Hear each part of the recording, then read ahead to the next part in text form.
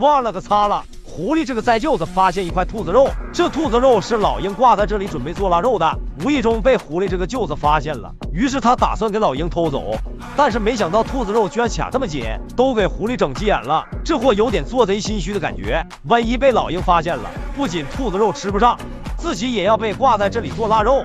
狐狸咬下了兔头，拔腿就跑。狐狸刚走，老鹰就回来了。我热烈的嘛，谁把老子的兔头给偷了？这把老鹰气够呛。老鹰留了个心眼，他估计知道那个贼还会再来偷，他要想个办法把这个贼抓住。